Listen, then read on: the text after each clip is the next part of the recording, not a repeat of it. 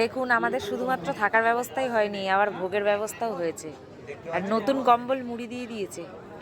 থালাগুলো কি সুন্দর দেখুন, প্লেট চলে এসছে আমাদের।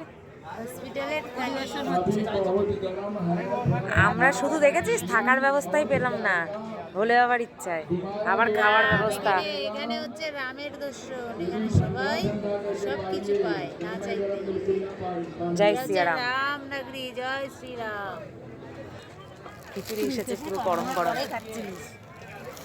আমি তো কম্বলগুলো খোলালাম, মাসি কম্বলগুলো খোল। आराधना पूर्ण करके परम नैष्कर्म के सिद्धि को पाया है।